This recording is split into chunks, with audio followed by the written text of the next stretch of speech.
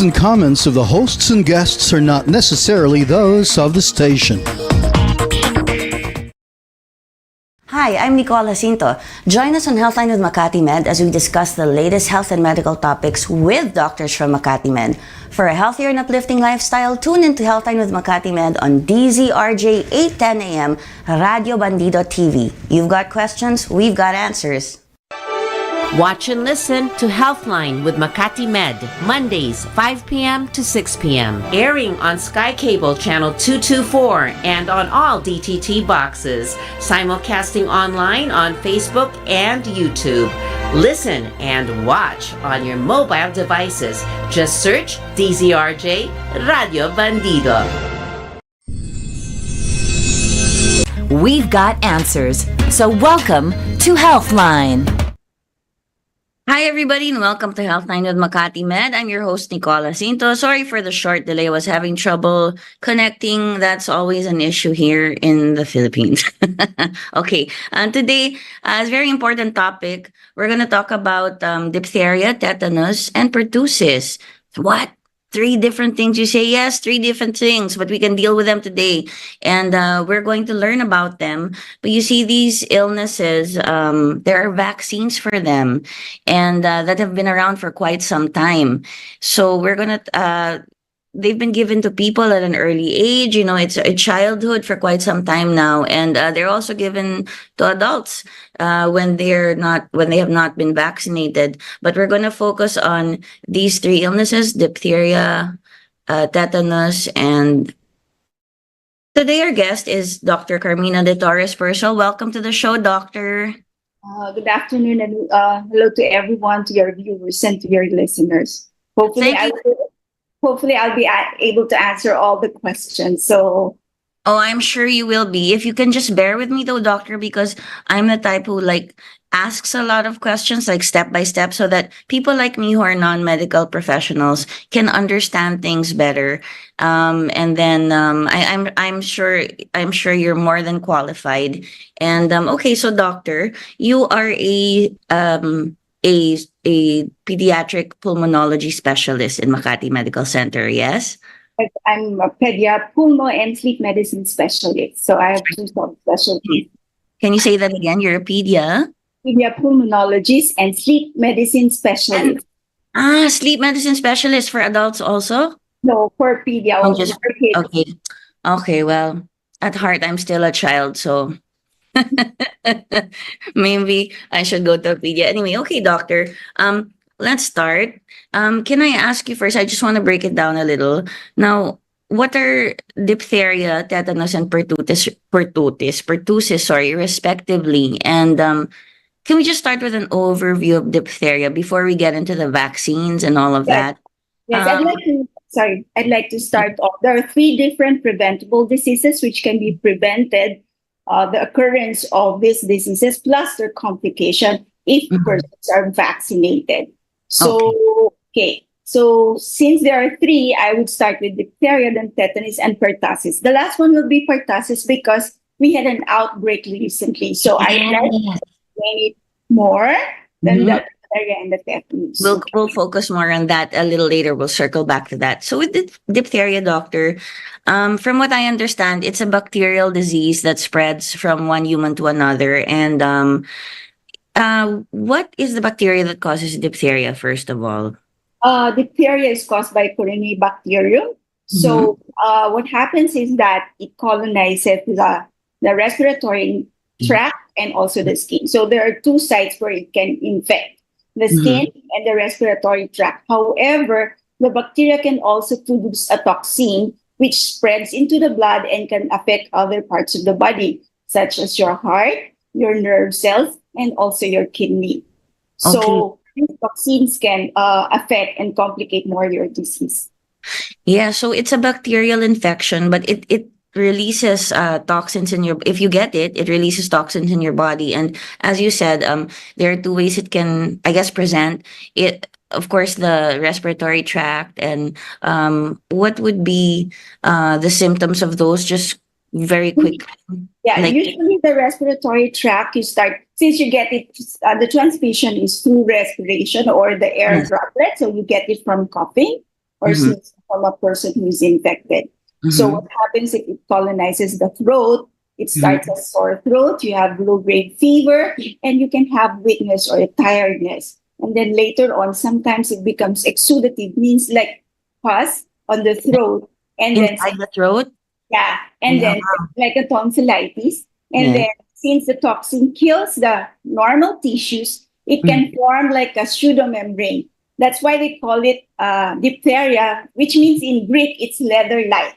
Yes, I love it. Please, if you have any other like words, like I mean, like the I love it when doctors tell us like the history of why it's named this way, and like from the Greek or from the Latin, whenever it just brings out so much more. It just makes the discussion so much richer. So it can be leather-like. It can form its own membrane. Yeah. So those are then tissue that becomes leather-like, and it can affect the nose, the larynx, and also the airways, which can brought about like obstruction of the airways and difficulty of breathing. Now, the second one is your cutaneous or the skin. What happens in the skin is like there like chronic or long history of non-healing ulcers or wounds that they have also like grayish or whitish membrane, like a pseudomembrane. So the difficulty about this bacteria, when they produce the toxins, it circulates in the body, it affects the heart, which becomes myocarditis, or we call it the inflammation of the heart. It can cause also nerve damage, causing neuropathies. And the third one is it can damage your kidney, which leads to kidney failure later on. Wow. So you've given us basically it's the best. Okay, that's the worst case scenario. If you can die from diphtheria, and I mean already like getting kidney damage, even if you're able to survive from it, and you need to get, let's say I don't know, a transplant or maybe dialysis, but still those are very serious things. And you did say it's airborne, so it's through coughing and sneezing. Is it extremely contagious? I mean, on a scale of 1 to 10, how contagious is diphtheria? It's like another respiratory infection, which is very contagious. One of the most contagious illnesses or infections through respiratory, because you just get them from coughing and sneezing, or sometimes when they cough and they use their hands, and then the secretions from the hands, and you hold another person who comes in contact with the secretion can also get the disease. So it's very contagious. I'm glad you mentioned that, doctor. Like, it's not just the act of like sneezing or coughing and somebody happens to inhale that air when they pass by or when they're near you, but also you can, I guess since it's bacterial, you can get it from the secretions like, 𝗂𝗶𝗁, you put it on your hand and you don't wash your hands and then you touch someone, you can get it that way also. So sometimes that what happens that in order for you to control those disease and on outbreak, if someone is identified to have positive for diphtheria, all the contact persons should have a post-exposure prophylaxis. They should be treated too in order to not to spread the disease. Okay. Thank you, doctor. And then one last thing about you've already told us how the toxins brought on by diphtheria affects the body, no, in terms of the breathing airways. It can create its own membranes inside, making it difficult to breathe, how it can cause nerve damage, affect your heart and your kidneys, and how it can manifest on the skin, and then you have ulcers or lesions, and it's also very, very difficult. So can they manifest in both ways? Are there cases where it's the airways and the skin also? Once it's systemic, it can manifest both, but the most important is the respiratory because it can spread easily. So the skin is a little bit less, or we can call it milder compared to the respiratory. Remember that respiratory is your breathing, and once it spreads through the bloodstream, it can go anywhere. So, but skin also, you can also, once it circulates in the skin, also it can go anywhere. It can get into your bloodstream also from that area. Okay, so we can't say that one is actually better than the other. And of course, suffering from those ulcers, I mean, tell someone who's suffering from it that, oh, you're okay, you're fine. So the thing is to really avoid getting diphtheria. Okay. How about tetanus, doctor? Let's talk about tetanus. Can you give us an overview? Like tetanus is also a bacteria, yes? Correct. I Yes, mean, correct me if I'm wrong. Anytime, jump in, and the I mean, three of them, they are all bacteria. So tetanus is from Clostridium tetani, and mhm, usually we call it anaerobic. They grow on non-oxygenated, and they're usually seen in the soil. soil. So, Okay. but it's not infectious compared to your diphtheria and Mhm, your pertussis, because it usually comes. People will come in like on puncture wounds or traumatic injuries, mhm, burns, and fractures, open fractures. So that's where you get, yeah, mhm, the tetanus. And sometimes when you see people who have stepped on a rusted nail, they go to the ER. So what the doctors usually ask is how many doses of DPT you had, because according to based on the DPT vaccination, then they will give you the appropriate medications, or we call it, if they need the DPT vaccine or the immunoglobulin. So there's two things that you have to give whenever there's a case of minor wounds or dirty wounds, depending on what kind of wounds that you're going to see.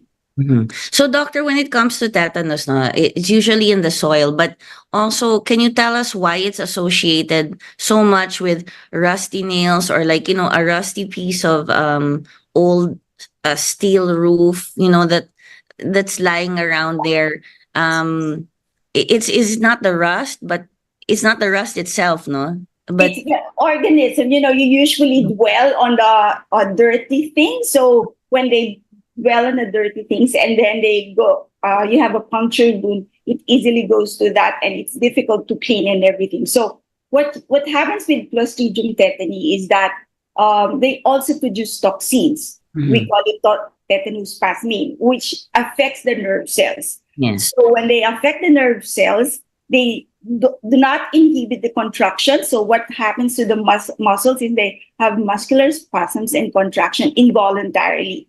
So if you have tetanus, usually it's descending. It starts with the lockjaw. Mm. The lockjaw, and Yes. then so what happens is that because you have spasms, muscle spasms of your face, it Mhm. becomes very hard and it's very difficult for you to open. So Yeah. sometimes they like do this, and what we Ah. call that is the rhesus sardinicus, which is a sardonic smile. Actually, Yes. and they can't So, open your mouth during that time. And then mhm. when it goes down, you have neck stiffness because of muscle spasms, and also it can affect your swallowing.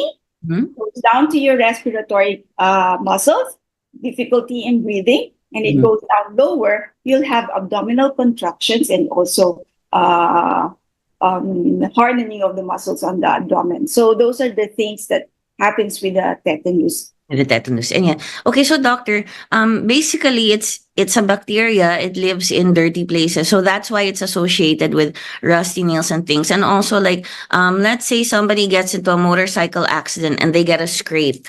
They get scraped on the road. That would be like something that I just want people and the viewers to understand more why they ask you and say like, okay, we have to give you a tetanus shot. So if there's an abrasion or a scrape or a cut, an open wound, and it comes from some activity where you fell in a dirty place, or you maybe like as you said stepped on a nail. That used to happen a lot. Yeah, that used to happen a lot, and A most of lot, the no? things that you see in the emergency, or Yes. those people who stepped on the rusty nail, or even Yeah. a fracture, Yeah. a deep wound, Yeah. that About- lacerated wound, and not a clean cut wound. So yes. it really depends. If you have like 3 doses of Mhm. APT, and then at least 3 doses or more, then you don't give the vaccine, but you give the immunoglobulin, or you don't have to give both because you have already protection from the 3 doses. Now, Okay. however, if it's less than 3 doses, you have to give the vaccine, but not the immunoglobulin. If Yes. it if it's a dirty wound, you have to give both. If it's less than 3 doses of the DPT, so your vaccine plus your immunoglobulin. So there's also a time frame wherein you count. Like for Mhm. example, if it's less than 10 years, you have to count it, because remember in DPT vaccine, the protection weighs down over time. So you have to take a look at when was the last dose given, and then you decide on whether to give a vaccine or not to give a vaccine. Yes, doctor. Thank you. That's why in like my own personal experience, I remember being with a woman, and we were walking. This was abroad, and she fell on the street, and then she was about 60 at the time, and they asked her when was your last tetanus shot, and like it had been years, and they weren't sure. So they said, okay, you have to renew it every 10 years. But since they weren't sure of her history, they did give her a tetanus shot because she had some abrasions. And as you said, you mentioned the puncture wound. It's deep, so it's harder to clean. So those are probably the wounds that you need to focus on more, or that the emergency doctor or whoever the doctor is looks at, because I guess to really clean it, you have to cut out. That would be like, Actually, yeah, that would be worse. You're creating a bigger wound. It's okay. And then for tetanus, doctor, you also explained what happens and gave us the symptoms, that sardonic smile. Like there's some people, you don't realize they already have lockjaw, so they're like this, and then like they can't change their facial expression. So lockjaw is like you can't really move your jaw; it's locked, and then it affects your swallowing. I'm just recapping what you said, doctor. And then also, doctor, is it true that tetanus, if the toxin spread, it can affect your brain and spinal cord? I mean, in terms of the signals that it sends. So, because you mentioned that you can't like it blocks signals, and then you end up getting spasms. Is it true that you get like in a bad case of tetanus, you can get spasms that can even break your bones?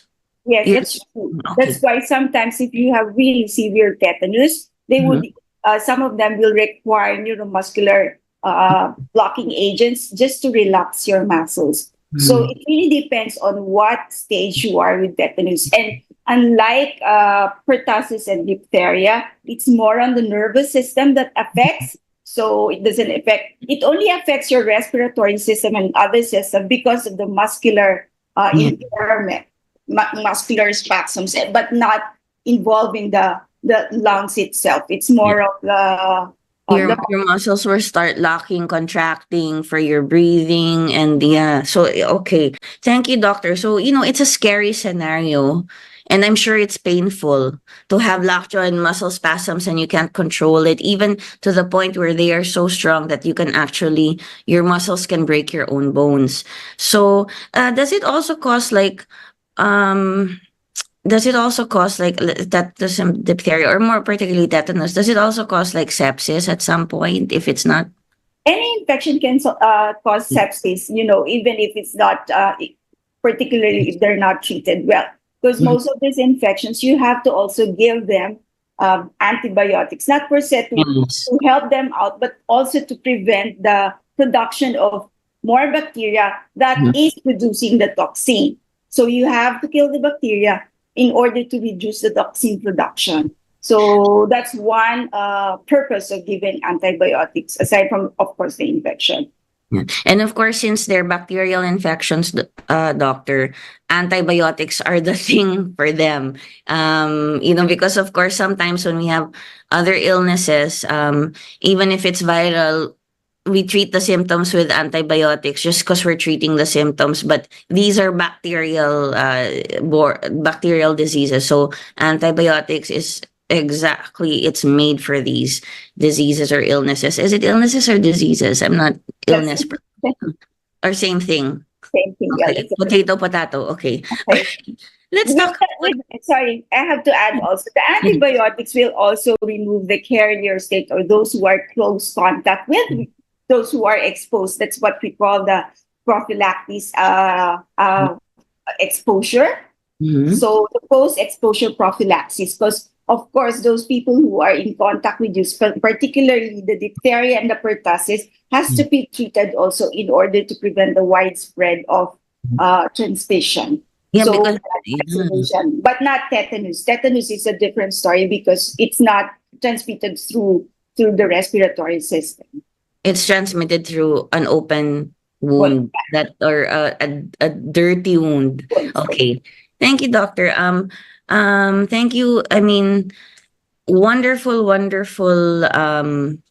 answers, and I learned a lot from you already in just that short discussion. Now let's focus on sorry, am I pronouncing it wrong? It's pertussis.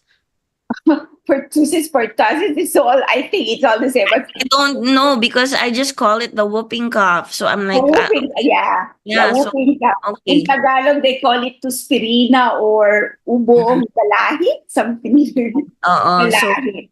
so I'm like, okay, there's this P thing. Okay, so it's also potato. So either way, I just want to pronounce it the right way. Okay. All right. When it comes to since you say pertussis, I'll say pertussis, and it sounds nicer also.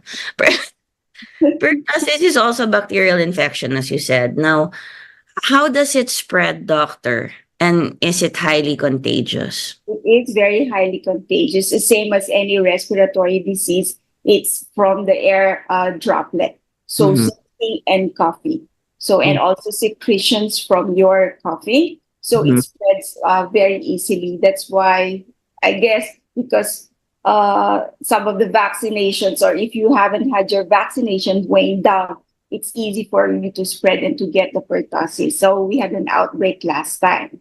Yes. Well, I'll circle back to that in a minute, doctor. I just want to ask you to so that we can really. I'd like the audience to realize how serious it is, or how serious it can be. It spreads. It's highly contagious. It's also airborne. Do you also get it from like like if you sneeze in your hand and then you spread it that way? And Yes, by any droplet or any usually respiratory infections are transmitted that way. So sneezing, coughing, or any secretions that come into contact and you just inhaled it, so it will cause you the disease. so if someone coughed on your food because they Uh, didn't prepare. the contact with you on your food, I don't. It's more of the air droplet rather Yeah. than on the food. So when there's a droplet like air, and then you inhale the Mhm. the bacteria, then that's a cause of your Mhm. transmission. So if somebody I've seen people panic like, oh my god, that person might have this or that, or even I know TB, you can't get it from the food, but people would freak out with TB. I'm sure you're familiar with that you're a pulmonologist also. Like if somebody coughs on your food, is that you can't get it if you eat that food. Remember that TB is also different forms of TB. So Yes. it's not only pulmonary TB. You can have GI TB, you can have kidney TB. So it Mhm. really depends. So it might not be a pulmonary side, but you can get it from GI TB. So really depends on. Remember also TB has spores, so they're very resistant to anything.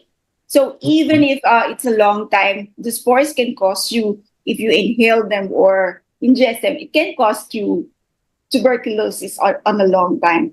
Okay, sorry for bringing TB in. I And, just and also, sorry to say it, but depending on the pulmonary with the TB, Mhm. depending on the number of exposure and the duration of exposure. So you Mhm. have to consider not just in 1 minute or 5 minutes na you Yeah. talk together. No, it has to be the duration and the contact. Yes. Okay, so it's basically like the way I understand it as a non-medical professional is that if someone is in the room with you and you sneezed and they inhaled that, you'll probably get it. But if you sneezed in the room and then like 5 minutes later someone comes in, they might not get it. I mean, there's different ways of Yeah. getting. Yeah, okay. All right. Thank you, doctor. You even explained a lot about TB to us today. Okay, so with the pertussis, can you tell us, doctor, what are the symptoms of pertussis and why is it called whooping cough? Okay. Another name for pertussis is, aside from whooping cough, is a 100 days cough. Okay. 100 days cough. Okay. It used to be known as the 100 days cough. No, it's a whooping cough because there's different stage of pertussis or whooping cough. Okay. usually the most vulnerable for it and the most scary patient with whooping cough are the infants, less Yeah. than 4 months, less than 6 months. Because remember that their airways or their respiratory system is not fully developed yet. So mas severe sila as compared to the older ones. But having said that, the older ones can also have severe forms of pertussis if they are unvaccinated. Okay. Okay. So what happens is that in babies or 4 months or 6 months in infants, the first stage is what we call the catheteral stage. They have an incubation. The catheteral stage is like an upper respiratory tract infection. You have cough, you have colds, you have fever. Okay, Okay. that will last within 1 to 2 weeks. Okay. Next stage is your 2 to 8 weeks is your paroxysmal stage. That is the stage where you have your whooping cough. So what happens is when you say paroxysmal, it's just a coughing fit. So they cough, cough, cough, cough until at the end they turn reddish for the babies, or sometimes they turn blue because of air hunger. Like your oxygen is being going out and you need an oxygen. So what they do is air hunger. They whoop, they immediately inhale. So there's a sound, high pitched sounds that it's like a whoop. It's like Yes. like that. Okay. Yeah. So that's what they call it whooping cough. Okay. Because they need oxygen in order for them to have a good respiration. So Yeah, I can. the third stage, this will last for a long time. No, Long even time. if you treat it with antibiotics, sometimes it's just continuous of whooping with Yeah. a cough. And the last stage can, which is called the convalescent stage or the recovery stage, you still have coughing. So there can sometimes you can still have coughing fits, but not as severe as the paroxysmal stage. So Yeah. it will decrease in frequency and it will decrease in severity in time. It will last. It can last for from weeks to months. That's why they call it 100 days. 100-day cough because it's Yeah. very long. It's very long. And as you said in the okay, just to recap a bit, it's called whooping cough because I guess I can imagine when you have a coughing fit and you really can't stop, you can't breathe. Yeah. You really can't, you're like you're choking. Yeah, exactly. And it's yes, exactly. You're choking. I mean like it happens if like I accidentally inhaled the cigar thing once and it's like, it's horrible. And and then your own body is like, just trying to get in air already through your mouth instead of your nose. So, okay. So that's why it's called the whooping cough and it lasts for a very long time. That's why you said they used to call it the 100 days cough and it can probably last for up to 100 days. You said there are 3 stages, the incubation period, it'll feel like or it'll manifest as an upper respiratory disease, some coughing, you'll have a cold, maybe a runny nose, maybe a sore throat or fever, something like that. And then you start the incessant coughing, which lasts for 2 to 8 weeks usually. Please jump in and correct me if I'm wrong. I'm just remembering what you said. And then that's where the whooping sound comes. And then there's the convalescence when you're recovering from it, where the coffee, you still cough, but it's not as aggressive and it's not as frequent. Like it gets calmer and you can probably breathe better. But boy, to last that long, and it's very difficult, especially when it's the babies because they have small lungs and they have not well-developed respiratory system. So they are easily compromised with it.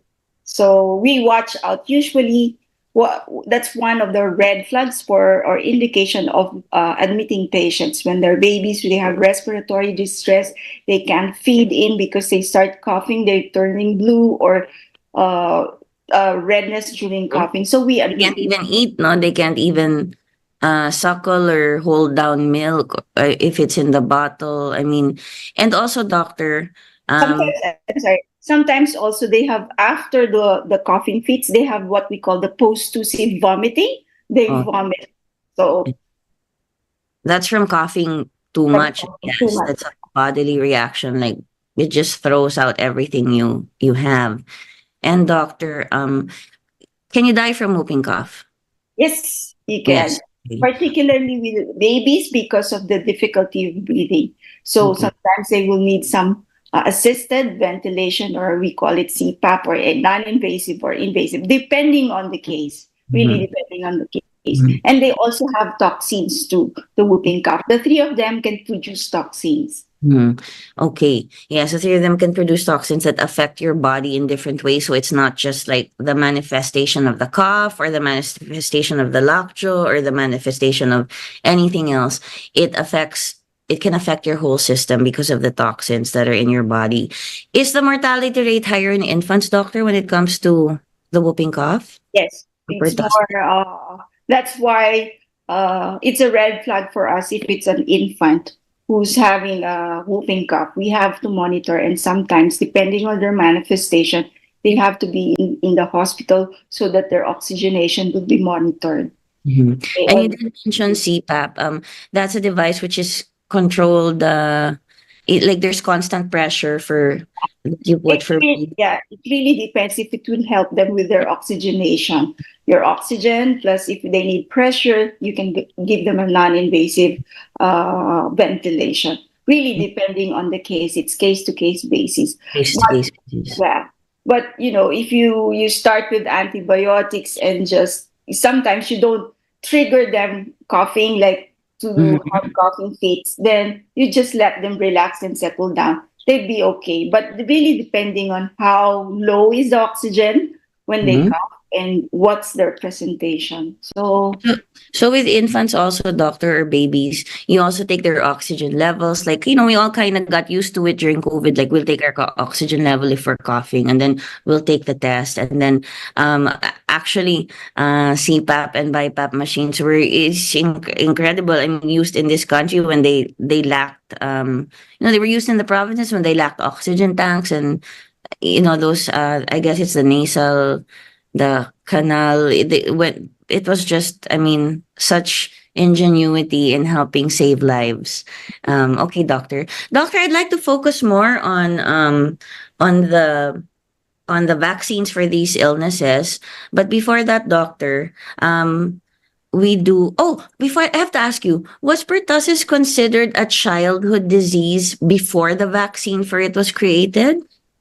um that I cannot, Okay. I'm not so sure about that, Okay. because that most of them is a childhood disease, because remember I told you the manifestation is more severe when it's children Okay. than the adults, because the adults has fully developed. Sometimes you don't see them like with cyanosis, or like Mm, really difficulty, or sometimes they don't have a whoop, but you will see them that incessant coughing or coughing fits, unlike children that they easily compromises because of yes. their anatomy and their structural And not it's fully not fully developed yet. developed, and then they can't also express themselves like, this is the kind of pain I'm feeling, when if they haven't learned how to talk yet, and all Mhm. of that. Okay.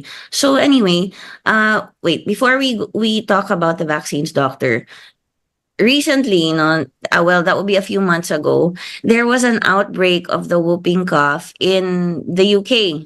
According to a friend of mine, an acquaintance of mine, was a nurse there. By the way, hi Jing, thanks for watching. Thanks for watching the show from the UK. And then there was also we heard on the news that there was an outbreak here. Is there anything you'd like to talk about or say about that outbreak, and like what's the status now? Do you have any news? Just anything you'd like to comment when it comes to that? I think the outbreak has lessened down, because in my practice now, I haven't seen any whooping cough now. So I think it has waned down. And unlike the previous days or months, that there are really numbers of persons who had this whooping cough. And as I told you earlier, if you are identified with whooping cough, you have to also take a look at the persons who are close in contact with you, because you have to also treat them in order for us to prevent the spreading of the whooping cough. Yeah. Particularly if you're unvaccinated or Mhm. you're not up to date with your vaccination. Mhm. Because remember, I mentioned earlier that this vaccine, DPT, Yes. doesn't have a lifelong immunity. So Mhm. you have always to have you always have to have a booster dose. So Mhm. every 10 years. So from the primary doses to your next booster, and then your every 10 years. And also, we also recommend those pregnant women who have a vaccination on DPT. So is it safe? It's safe for pregnant women to get vaccinations for Yeah, DPT? 27 weeks to 36 weeks, because these are toxoid, these are not live vaccines. So they are toxins, but modified toxins. So you can remember that in pregnant women, you also protect your babies, because there's a transfer of the antibodies to the babies. Okay. So the antibodies circulates within the first 2 months. So the earliest that you can give your baby for the vaccines of DPT is 6 weeks. 6 weeks. Before the second month. So there's a logic to the scheduling of the DPT, and sometimes they will give it. Do I have to discuss now the DPT or? Well, actually, doctor, we just need to take a short break and then we'll go for it. We'll go for discussing the DPT. And folks, it's diphtheria, tetanus, DTB, okay, pertussis and tetanus. And, like I guess it's a collection of vaccines all put together.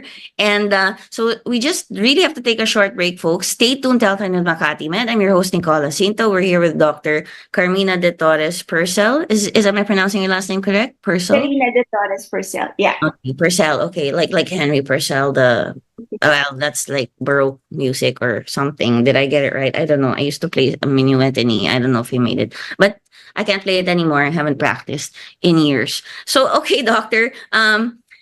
Folks, stay tuned. Very interesting discussion. So much to learn from Dr. 𝗠𝗑𝗁 here. We'll be right back. This is Healthline with Makati Med. Stay tuned. You're listening to DZRJ 810 AM. We'll be right back after these reminders.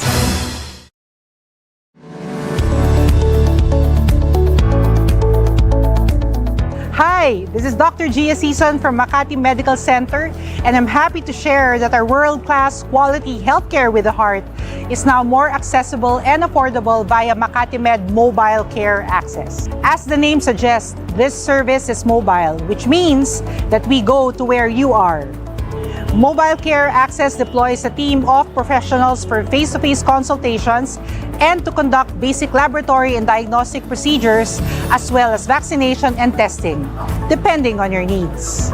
We can go to any location of your choice within the metro and readily offer these healthcare services to communities or groups. For added convenience, different modes of payment are available, including HMO benefits for those with a valid letter of authorization. We believe that access to affordable, quality, and compassionate healthcare is a basic human right, and we at Makati Med are doing our best to make this possible to more people. For inquiries, scheduling, or pre-registration, you may reach out to us at the following numbers. We look forward to coming to you and serving your community with Makati Med Mobile Care Access.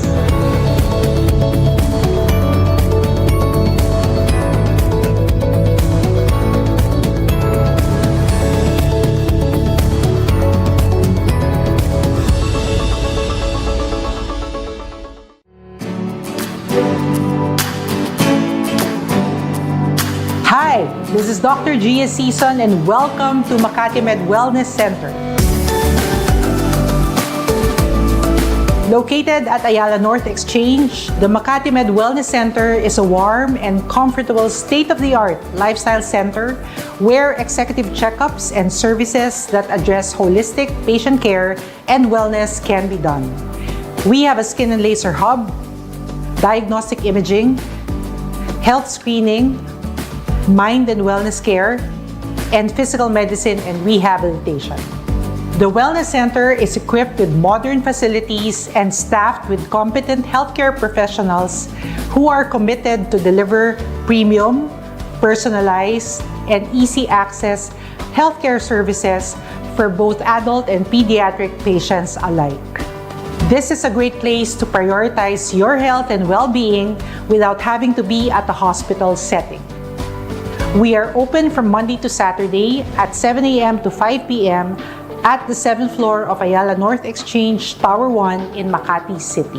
It is also accessible from the Makati Med Hospital through a bridgeway to Ayala North Exchange. For inquiries, you may reach us at these numbers. We look forward to serving you here at Makati Med Wellness Center.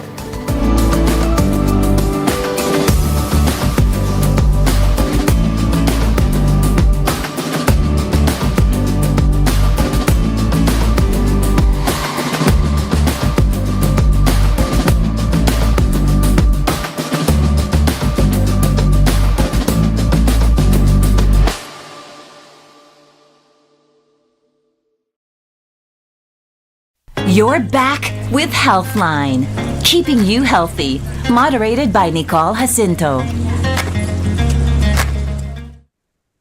Hi folks, welcome back to Healthline with Makati Med. I'm your host Nicole Jacinto. We're here with Dr. 𝗂𝗏𝗏𝗏𝗏𝗏𝗏𝗏𝗏𝗏𝗏𝗏𝗏𝗏𝗏𝗏𝗏𝗏 She's a pediatrician, a pulmonologist, and also you had another specialty. Sleep medicine specialist. Sorry, was that? Sleep Ah. medicine. Okay, all right. Thank you, doctor. It must be the cold I have. Feeling a bit hard of hearing today. Okay, so doctor, we've been talking, folks, we've been talking about diphtheria, tetanus, and pertussis, and doctor has explained how serious these illnesses can be. I mean, the worst case scenario is that you can die. And everything in between, it's a horrible experience. So maybe, doctor, we can talk about the vaccine and just to clarify again, is it an all-in-one vaccine that you receive?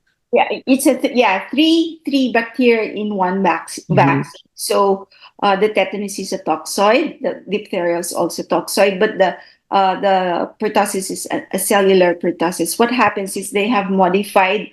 In the vaccine, you have your antigen and which produces the antibody. So they're both proteins. What happens is your toxoid or the antigenic part and your acellular, they get some parts or maybe a dead cell that will stimulate the body to produce your own antibodies, which is your protection. Right. So just to clarify, folks, they don't inject live. You don't inject live. These are not live vaccines. They are inactivated vaccines. Deactivated, okay. And then, so you put them in as an antigen. I mean, it acts as an antigen. And then the body then forms antibodies. Your immune system forms antibodies because they start recognizing that, hey, these things are, this thing is an enemy. So then you create natural antibodies against all three bacterial based illnesses.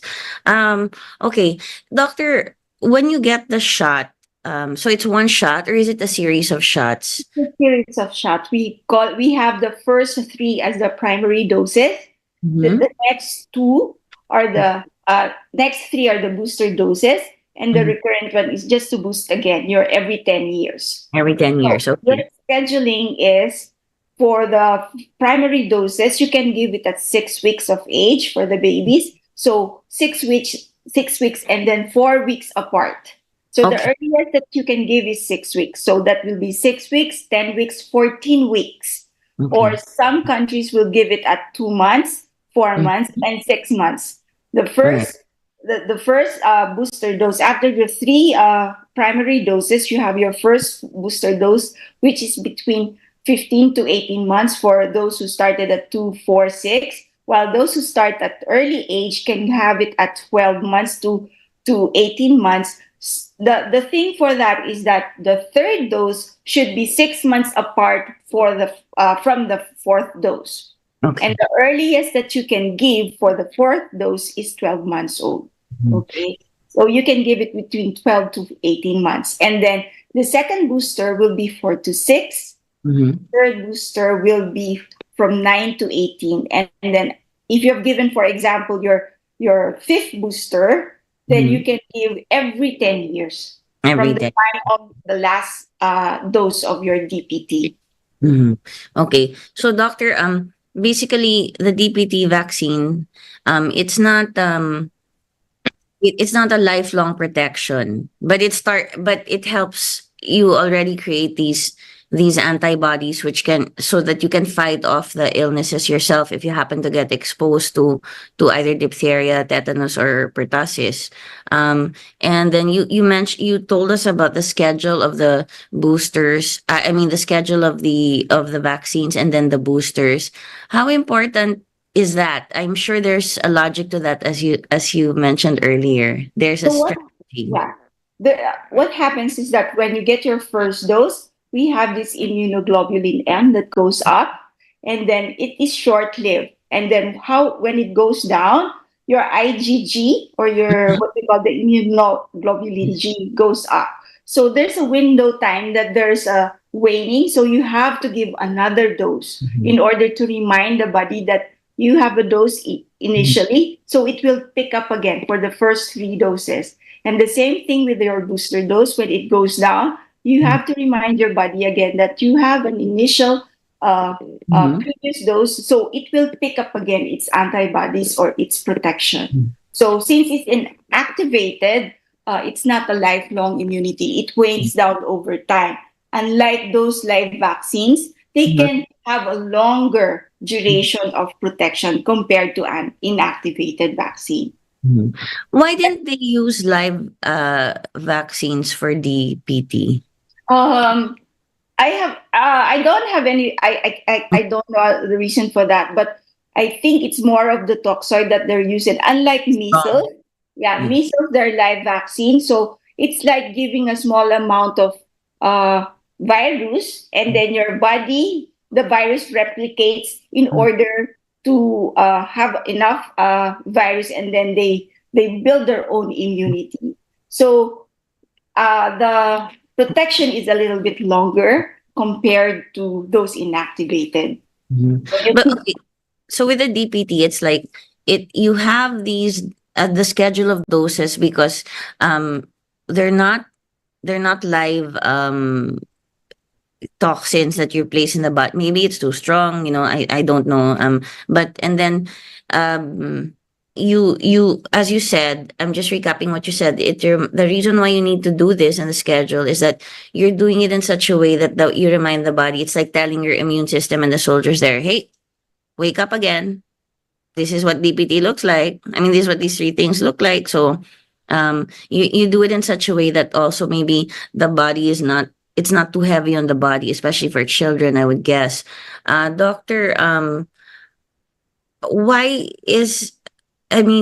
it's a concern really. Is it more when you talk about DPT, are people more focused on getting children vaccinated as opposed to adults? Yes, particularly when it comes to pertussis. But even adults, I told you that since it weighs down, they can also have the occurrence of the disease can also happen because of the vaccine. Yes, the vaccine means them. Goes down, the protection goes down.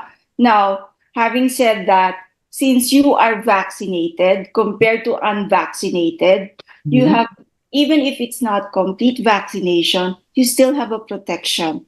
Yeah. So that if you have a complete vaccination, it's least likely that there will be occurrence of complication. It will not be severe. The duration of the course of the illness is shorter. And with pertussis, sometimes you have 100 days coughing. The recovery of the coughing is also shorter if you are vaccinated, unlike if you are not vaccinated or incomplete vaccination. The chances of having complication is greater than those who has been vaccinated. So it's like, we all got used to why do we need the COVID vaccine? Well, because it will like cut the chances of the complications in half, something like that. I think people are just more familiar with that. So I'm using that as a kind of example. If I'm wrong, please just jump in and let me know. And also, doctor, what happens if, a parent is bringing a child and then they miss one vaccine in the schedule? Like, they miss the second one or the third. What happens then? Do you recalculate? we have a schedule for, we call that catch-up immunization. For Okay. example, the patient is not vaccinated and he's from 4 months to 6 years old. So you still follow the initial 0, 1 month, 2 months, then Mhm. 6 months, and then the next booster doses. For those who are in complete vaccination, remember that complete vaccination, at least 5 vaccines. You have Mhm. 3 primary doses and 2 booster doses, plus the every 10 years. Okay. Okay. So what you do is you just catch up. For example, you have only one vaccine and you miss it. So if it's more than 1 month or 2 months, then you do the second one. But the second one and the third dose should be 1 month apart. Okay. And you count all the intervals. Mhm. So it's 1 month apart and 1 month apart for the second dose, and the third dose and the fourth dose should be 6 months apart, and the fifth dose, fourth dose, fifth dose should be 1 year from the last dose, and the fifth dose is 1 year from the last dose. So you catch up, but the total vaccination should be 5 in order to be said that it's complete. And then from there on, you calculate what will be the intervals of the vaccination. Okay. Doctor, in terms of children and infants, should the people around them, okay, you did say that it's safe for pregnant women to get vaccinated and that they can pass on the antibodies that they form to their Nicole, I'd like to categorize that it's Sure. okay for them to have vaccination as long as it's not a live vaccine, like Mhm. measles or rubella, because these live vaccines can be fatal to or it can cause deformations to the baby infant. This DPT is inactivated, so the vaccination is not that strong compared to the live vaccine, so they will help Okay.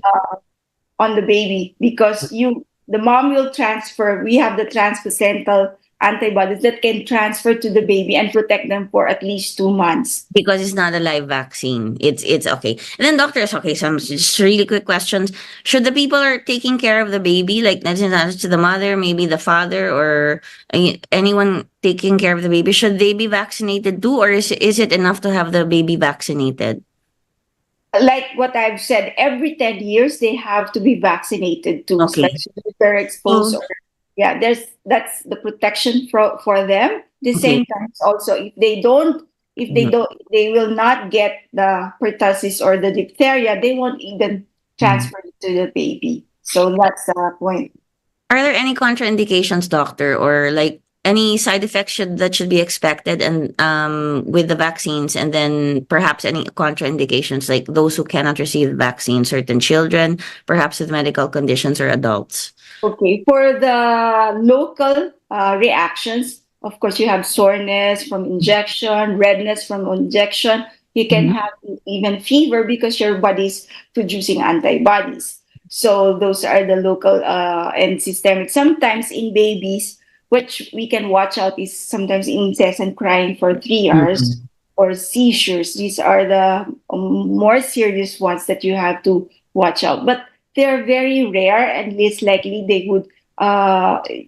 you would see in babies. Since I've been vaccinating, I haven't seen those effects, no side effects. And of course, the contraindication is always the anaphylactic shock when they have a severe allergic reactions with your vaccines. Then you have to take a look, and maybe we can ask the allergy specialist to take a look at it if they were able to give vaccination, but with cautions, or we have to refer them to those people who So there's know. a way around it, doctor.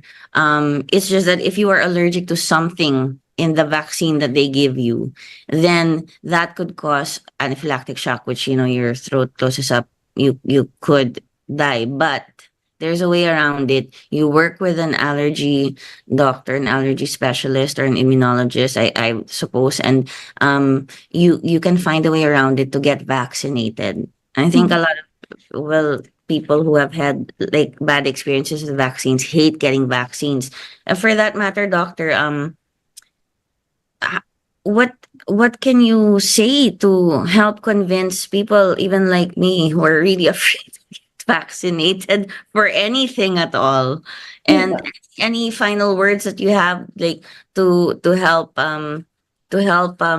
people and parents, like to help stop the spread of the disease of any of these illnesses? I know there are lots of people who are vaccine hesitant.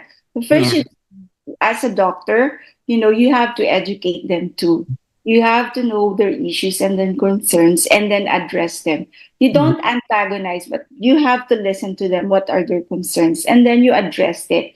So Mhm. sometimes they question you, do you have any proof? Then if they want a study, you can Mhm. present them a study that this is the study and this is how it works. And you see that there's no fatality or mortality with vaccinations.